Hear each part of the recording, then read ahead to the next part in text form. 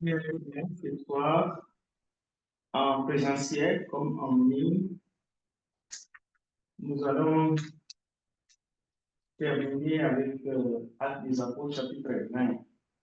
Et nous allons lire à partir de verset 25 jusqu'à verset 35. Et je voudrais aussi saluer en particulier ceux qui sont avec nous ou qui vont nous suivre à travers YouTube. Et à tous, que la paix de Dieu, que la grâce de Dieu nous accompagne dans l'étude de sa parole, mais aussi dans nos vies, tous les jours de nos vies.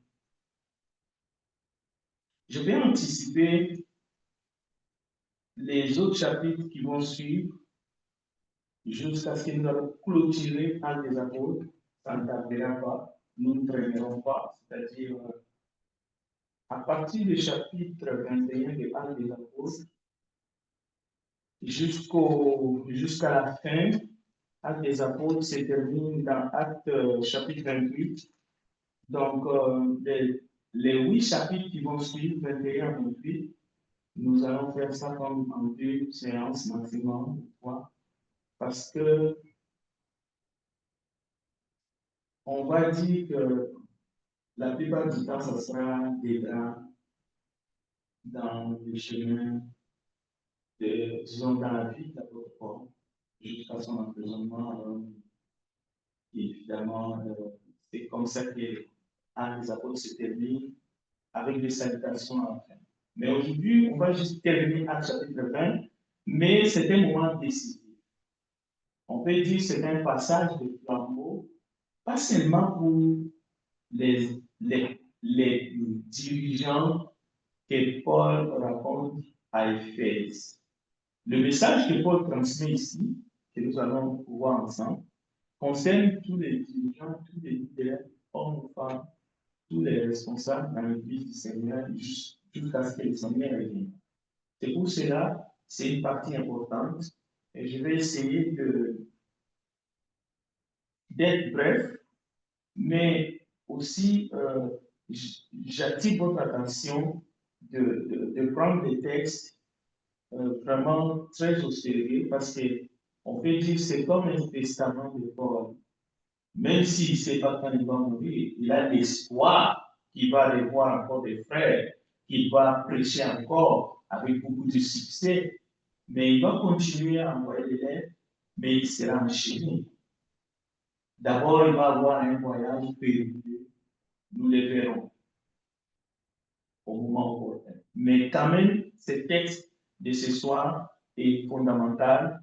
Et partout où il y a une assemblée, ce texte-là doit être au cœur du ministère de Jésus-Christ, au cœur du ministère dans la vie de l'Église, de l'Assemblée. L'Assemblée, chaque assemblée qui est autonome, qui est établie dans une vie, ce message-là, c'est au centre du service du ministère.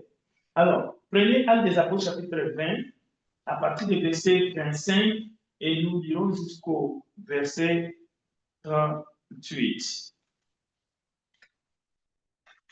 Alors, suivez dans votre Bible, suivez aussi à la maison, prenez votre Bible.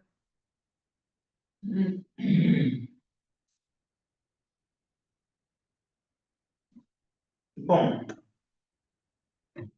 je vais lire au verset 21 pour que ça donne un sens, justement, sinon le texte est comme coupé. Hein? Ok, 20, 25. Ouais. Le verset 25. Et maintenant, voici, je sais que vous ne verrez plus mon visage. Vous tous, au milieu desquels j'ai passé en prêchant le royaume de Dieu. C'est pourquoi je vous déclare aujourd'hui que je suis pur du sang de vous tous. Car je vous ai annoncé tous les conseils de Dieu sans en rien cacher. Prenez donc garde à vous-même et à tous les troupeaux sur lesquels le Saint-Esprit vous a établi. au Père de l'Église du Seigneur qu'il s'est acquise par son propre sang. J'essaie qu'il s'introduira parmi vous après mon départ des prières qui n'épargneront pas les troupeaux. Et il s'élèvera du milieu de vous des hommes qui enseigneront des choses pernicieuses pour entraîner les disciples après eux. Veillez donc, vous souvenant que durant 3 ans, je n'ai cessé nuit et jour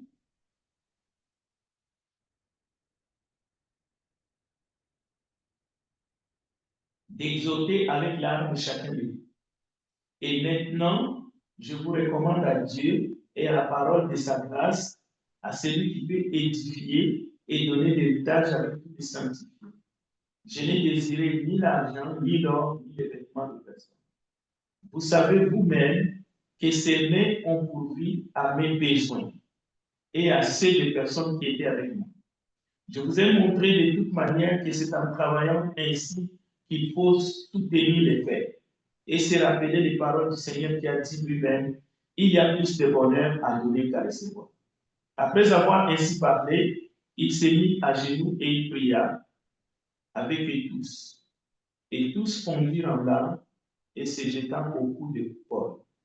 Il l'embrassait, affligé surtout de ce qu'il avait dit qu'il ne verrait plus son visage. Et il l'accompagnait jusqu'au navire.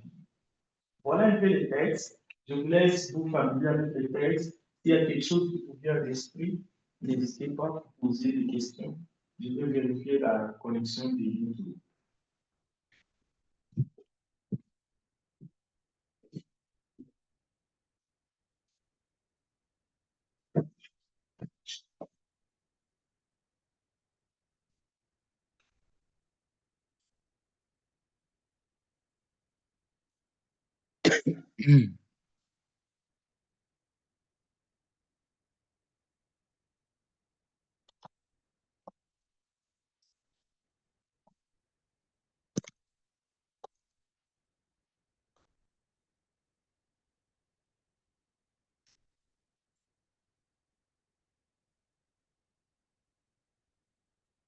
Bien. Alors, c'est un texte très poignant, comme nous venons de l'attendre. C'est comme ça que Paul va se séparer des dirigeants, des leaders, des anciens, de l'Église qui étaient à Éphèse.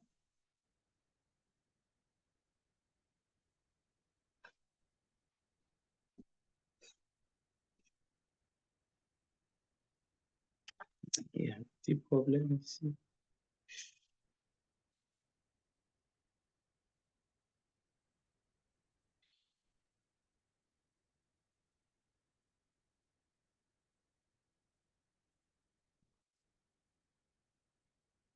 Voilà, je pense que cette fois-ci, ça va être bon.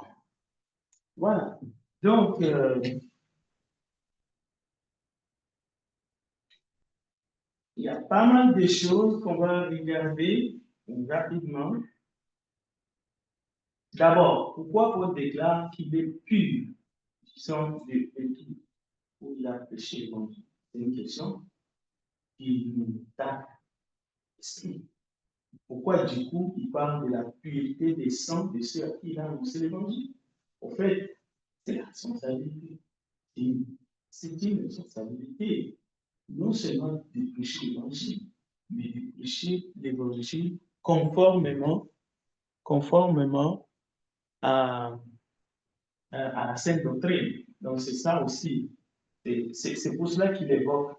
Mais encore une autre question. Il a annoncé tous les conseils de Dieu sans rien cacher. Pourquoi, du coup, en s'adressant aux responsables, il dit, je vous ai annoncé tout l'évangile sans rien cacher. Je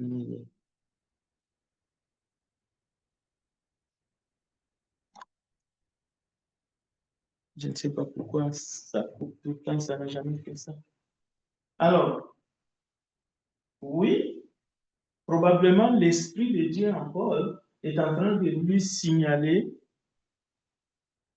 bon, peut-être qu'on doit laisser parce que je ne sais pas pourquoi La connexion coupe. Désolé si vous êtes là, on a un problème. La connexion coupe tout le temps. Je dois... Oh, même ici, c'est bon. Donc, bien. Alors, il a annoncé tous les conseils de Dieu sans rien cacher. Verset 27. Cela veut dire qu'il y a des vérités qui sont plus difficiles que les autres.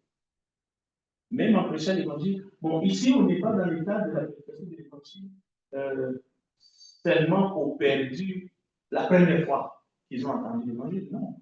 Paul parle vraiment de son ministère, comment, oui, il a annoncé l'évangile et il y a des églises qui ont été établies, comment il a perfectionné les saints et comment il a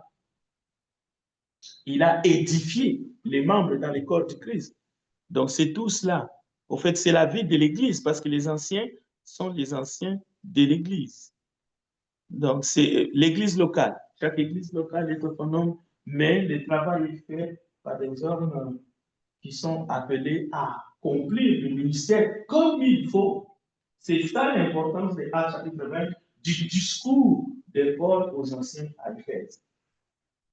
Bien. Alors, des questions secondaires, mais d'une importance capitale, c'est la question, par exemple, lorsqu'il dit il y a plus de bonheur à donner qu'à recevoir. Verset 35, 50 plus loin. Et nous allons résumer tout ça. Donc, ici, il s'agit du don de soi. Le don de soi. Bien sûr, on peut passer tout de suite à l'accumulation des biens. C'est-à-dire qu'il faut donner au lieu de toujours de recevoir. Mais il s'agit vraiment du don de soi. Alors, très important, Paul rappelle aux responsables qu'il faut encourager et soutenir les faibles. Écoutez bien. Il utilise le langage qu'il faut soutenir les faibles, servir avec générosité, comme lui-même il a fait en travaillant de ses propres mains. Par exemple, pour soutenir ceux qui étaient en besoin et ne pas être en charge. Donc, ça, c'est bien aussi. Donc, il faut participer à la grâce divine. On a reçu, il faut gratuitement, il faut donner gratuitement. Donc, il faut devenir un canal de bénédiction pour les autres, en transmettant la grâce que nous avons reçue, mais aussi en aidant ceux qui sont dans les besoins, choses qu'il a fait, mais il a reçu lui-même grâce sur grâce. On sait, Paul a dit, j'ai reçu, rien ne manquait. Donc, d'autres assemblées ont produit à mes besoins, même si vous, à Corinthe. Alors, nous allons aller maintenant dans le détail. Dans le détail. Nous allons entrer dans le détail. Bon, je reviens maintenant dans les textes proprement dit pour essayer de passer plus vite en revue quelques enseignements qui sont très cruciaux pour paître l'Église du Dieu vivant qui s'est acquise par son propre sang. Donc,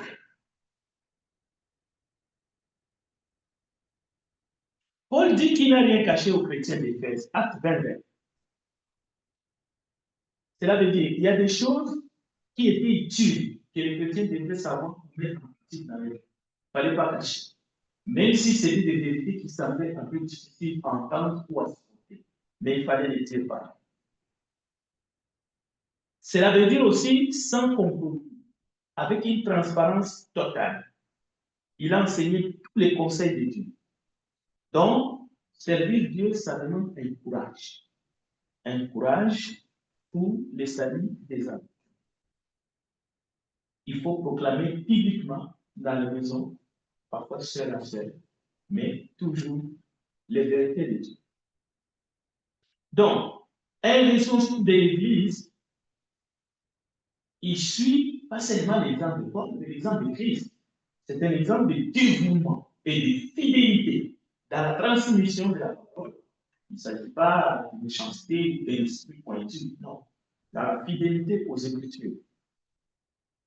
Alors, il va y avoir des épreuves, lui-même, il parle des épreuves qui lui ont été causées par les Juifs, ainsi de suite. Donc, il y aura des épreuves et il y en aura beaucoup. On verra. Je vous ai déjà averti. Donc, Paul a souffert déjà, mais il va souffrir encore plus. Mais et il a pas. Il n'est pas découragé, il ne fuit pas la mission, il est déterminé. Donc, en d'autres termes, il est encore plus déterminé qu'après lui, la doctrine ne change pas. Parce que si la doctrine change, c'est fini. C'est comme j'ai lancé un poste aujourd'hui, j'ai dit, le plus grand danger dans la vie, c'est lorsque l'erreur s'affiche dans la vie. C'est comme un serpent qui a dans la vie. Bien sûr, on peut le minimiser, et dire ce qu'on veut, mais on ne connaît pas la foi de chacun. On ne connaît pas qui va mourir, qui ne va pas mourir, parce qu'on a laissé l'erreur entrer. Donc, lui, il prend ça au sérieux. Lui, il prend au sérieux, il en parle ici. On est en train de lire ça.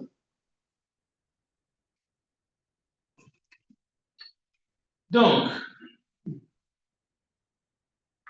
les épreuves, les embûches, ça peut venir de l'intérieur ou de l'extérieur. Il dit, je n'en fais aucun cas. Mais, en ce qui concerne la sainte doctrine, là, il insiste, il rappelle le sang de Jésus qui a été versé et les résultats n'ont pas de. Et il dit, l'Église qui s'est acquise par son protestant. Donc, il insiste là-dessus. Il dit, vous devez faire attention pour ne pas laisser, justement, les fidèles entre les mains des loups cruels. Il va utiliser des termes qui sont durs. Il parle de loups cruels. Mais il parle aussi de faux enseignants, ainsi de suite. Il parle de leaders corrompus, venant de l'extérieur ou même de l'intérieur de la communauté. Et il dit, ces loups ne chercheront pas à protéger les troupeaux, mais ils les dévoreront. C'est-à-dire, ces loups ne chercheront pas à protéger les troupeaux, les croyants, mais à les dévorer par des doctrines destructives, pas par des canines. C'est pas ces loups cruels, ils ne sont pas des animaux, ce pas des loups, ce pas des chiens sauvages, non, c'est des humains.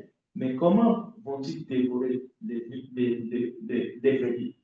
C'est par des doctrines destructives, par des doctrines, par des abus de pouvoir ou par des divisions. Lorsque la division s'installe, on aime des pour lesquels Jésus-Christ est mort, c'est le plus bon à aller mourir. Ils vont se faire dévorer. Ils vont mourir spirituellement et éternellement. Donc c'est un drame qu'il faut prendre en compte. Et d'ailleurs,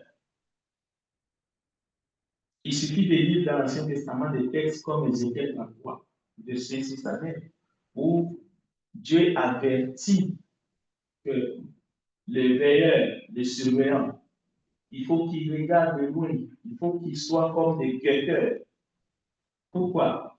Parce que s'ils ne préviennent pas le peuple du danger et que le danger arrive et atteigne le peuple, Dieu dit, ils seront tenus responsables de leur mort. Donc, mais si les guetteurs voient les dangers de loin et avertissent les brebis, maintenant les brebis qui ne se mettent pas justement à l'abri, les brebis et qui se laissent et qui trouvent la mort, les guetteurs ou les surveillants, les anciens, les bishops, les responsables de l'Église ne seront pas tenus. Ça sera de ta propre faute. Pourquoi? Parce que tu as quitté les troupeaux, tu es allé suivre des voleurs, tu es allé. C'est un membre de l'Église qui laisse l'Église du Christ et qui décide d'aller dans les dénominations et qui n'écoute pas les conseils. Tu te fais dévorer là-bas, tu te fais assassiner là-bas, ton sang, c'est sur ta propre tête. Parce que tu n'as pas voulu rester dans l'enclos. Mais le souci de berger, c'est de tout faire, de continuer à prier, de continuer à exhorter, d'aller chercher même des brebis perdus ou qui sont égarés dans la route et de les ramener dans le cas. Mais ça peut arriver que c'est trop tard, la petite brebis est déjà dévorée par une pauvre. C'est de suite. Voilà. Bien. Alors, en conclusion, il y a une différence en lisant Actes chapitre 20 entre un enfant de Dieu, un croyant, un enfant de Dieu faible qu'il faut protéger. Par exemple, qui décide de ne manger que des aliments, des légumes, Romains chapitre 14, ou qui a des faiblesses, même spirituelles dans sa vie, et qu'on doit aider, qu'on doit le laisser activement, avec amour, ainsi de suite.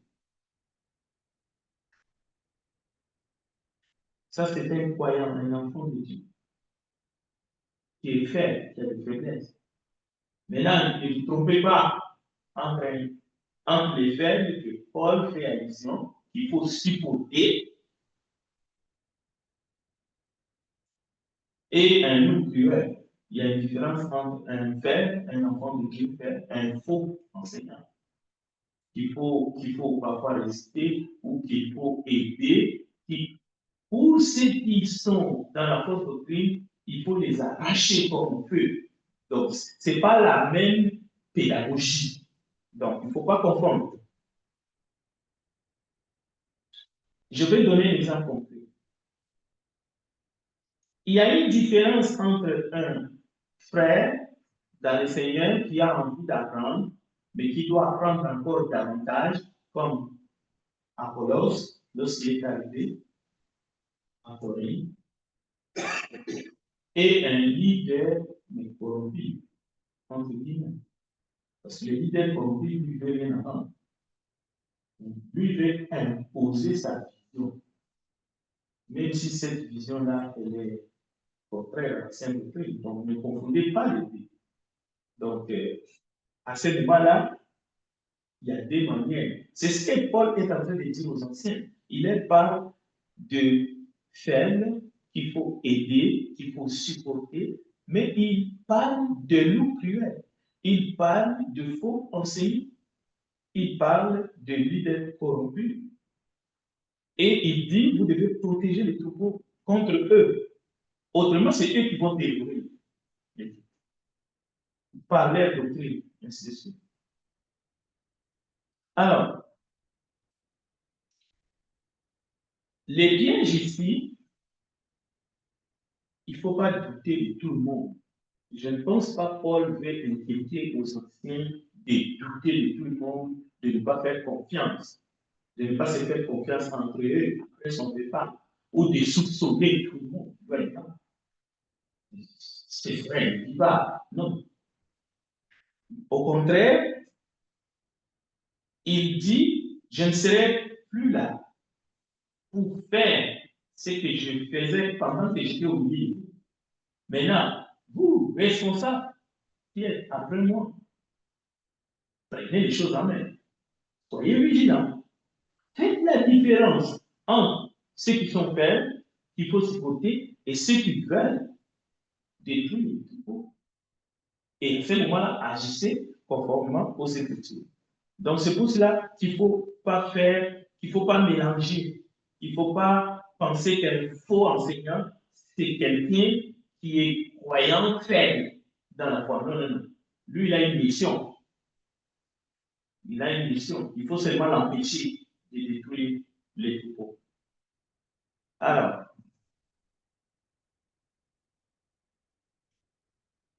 l'Église du Christ, oui, c'est le royaume de Dieu. C'est un endroit privilégié où nous prenons, où nous nous rassemblons. L'Église, ce n'est pas un lieu, l'Église, c'est le membre du corps de Christ.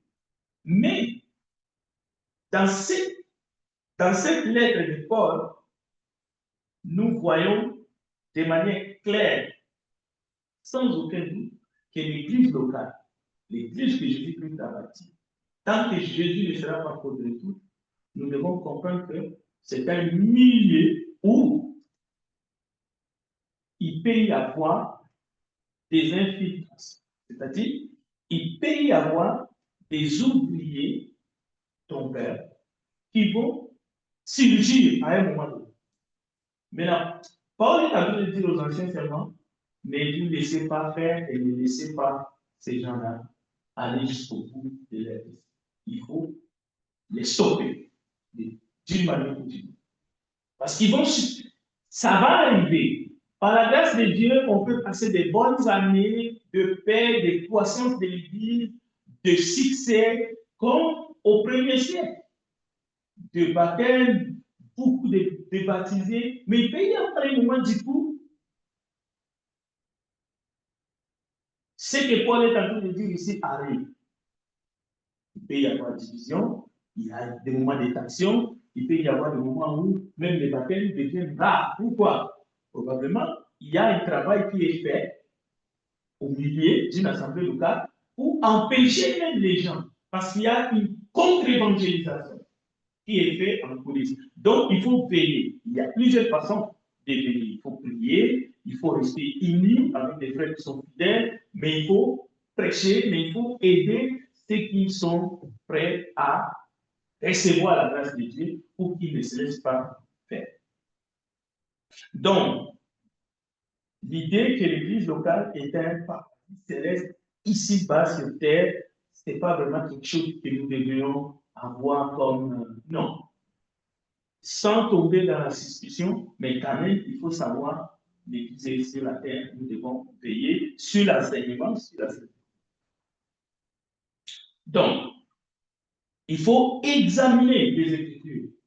Chaque fois que la parole est enseignée ou elle est prêchée, il faut examiner, il faut être toujours prêt à entendre, à examiner et à valider la sainte doctrine ou à dire non, là, on ne peut pas aller plus loin.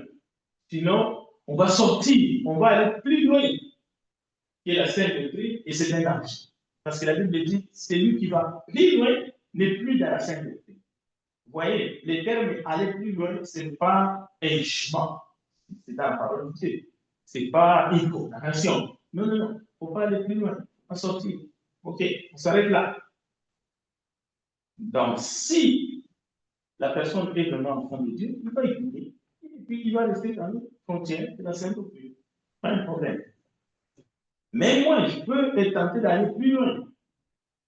Et dans une église, dans une assemblée, et où la vie de Christ, où le Saint-Esprit est là, où nous devons veiller les uns les autres, et je dois apprendre à rester dans les limites de la Sainte Doctrine. C'est pour cela que nous avons des témoins. Ces témoins sont des passages bibliques. Ces témoins, c'est l'écriture. Voilà, donc dans l'histoire de l'Église, depuis les jours de la Pentecôte, Dieu a établi des rôles. Parce qu'ici, Paul s'adresse à ceux qui ont un rôle bien déterminé. Ils sont plusieurs, mais chacun a reçu un don. Ceux qui ont des dons pour l'édification du corps du Christ. Donc, c'est important. Et il est responsable. Alors, dans l'histoire de l'Église, depuis la Pentecôte, ce qui va arriver, c'est que dans le monde, vous allez remarquer que il existe des rôles qui ont évolué. Il existe même des dons qui ont évolué. Vous pouvez les voir même chez des individus. Et ça, c'est vraiment dommage. Vous allez voir quelqu'un, il était dirigeant de la chorale. Bon, vous voyagez, vous revenez, il n'est plus dirigeant de la chorale, il est évangéliste. Et après quelques mois, il n'est plus évangéliste, il devient pasteur, comme on dit en ancien. Après, archibishop, et ça continue. Il y en a qui vont devenir prophètes. Et du coup, ils deviennent apôtres. Cela veut dire leur rôle, pas seulement dans une assemblée donnée, mais leur rôle dans la société ou dans le monde évolue, ils changent de rôle. Malheureusement, ce phénomène, on peut le retrouver même dans la société, mais dans d'autres sphères de la société, pas seulement, malheureusement, dans l'Église. Dans une entreprise, quelqu'un peut monter des grades jusqu'à arriver au sommet. Il va devenir lui-même entreprise. Je suis. Mais dans les Écritures, le rôle n'évolue pas. Les dons n'évoluent pas. Vous pouvez servir Dieu comme étant avec les dons d'un enseignant. Je dirais, oui, un enseignant de la parole de Dieu. Ça suffit jusqu'à la fin de ta vie. Quelqu'un peut être diable ou il peut être nommé ancien et il sert Dieu. On n'a pas besoin de devenir archibishop, institut, et après prophète, et après apôtre. C'est juste, je voulais montrer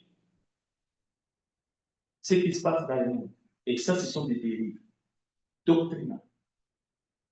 Or, ces dérives doctrinales sont néfastes. Il faut vraiment, ce n'est pas conforme à la doctrine de notre Seigneur. C'est les gens qui pensent qu'on peut accepter cette évolution même dans l'Église. C'est vraiment bon. Malheureusement. Alors, nous devons prier pour que nous ne voyions pas ces dons-là comme des postes dans l'Église, mais comme des privilèges que Dieu veut nous accorder pour servir dans le corps du Christ, évidemment. C'est pour cela, il est dit, il y a deux mots magiques, en fait, qui sont conformes à l'Écriture.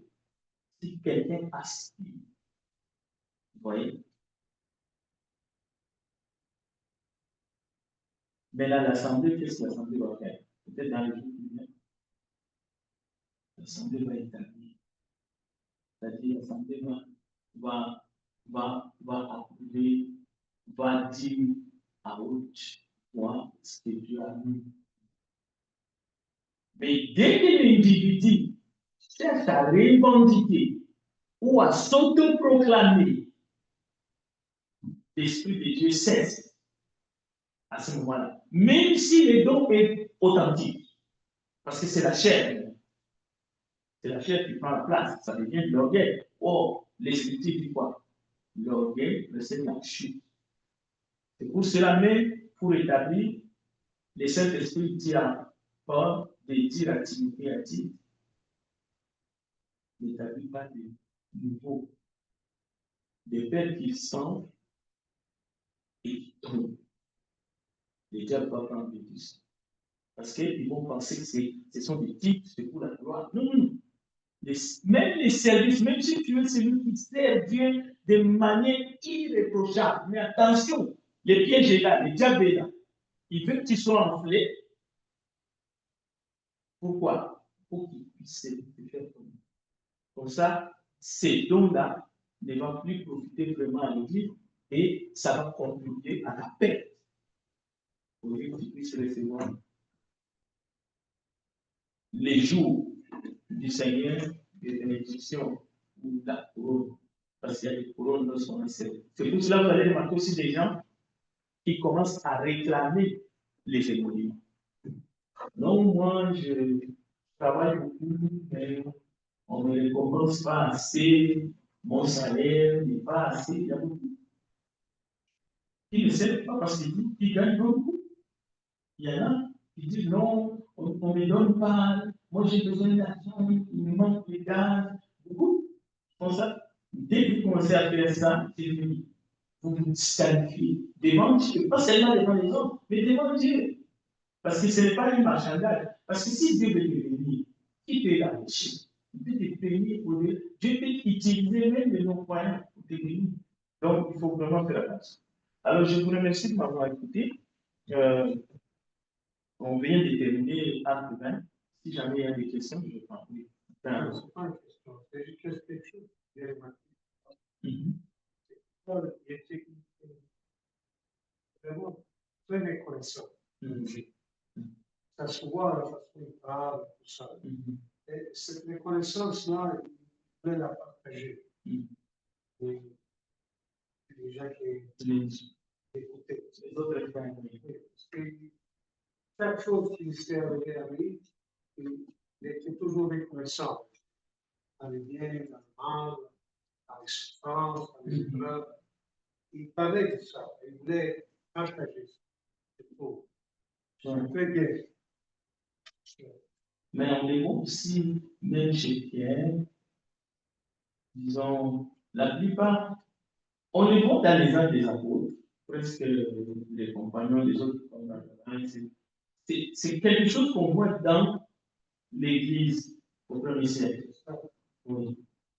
Les faits même qu'ils travaillaient en équipe, ça montre que quand ils faisaient les rapports, ils parlaient vraiment de tout ce qui leur est arrivé dans un voyage. C'est ça qui fait la force de l'évangile. Et je crois que ça devrait être comme ça jusqu'aujourd'hui, partout où l'Église, partout où on sert Dieu en suivant et en respectant ses normes. Donc, c'est vraiment très, très utile. Merci beaucoup. Bien. Alors, s'il n'y a pas de commentaires, juste dire qu'on va se rencontrer encore vendredi. Vous savez, c'est pour la louange, la méditation et aussi les prières. Alors, il y a beaucoup de personnes, nos frères et sœurs, Nan, Piano, Serena et Nathalie et d'autres, Anne, Gabon, en prière. Prions aussi pour nos témoignages. Alors, je vais laisser notre frère Jean-Louis venir nous conduire dans un chant et nous en terminer justement la prière. Et Dieu vous bénisse.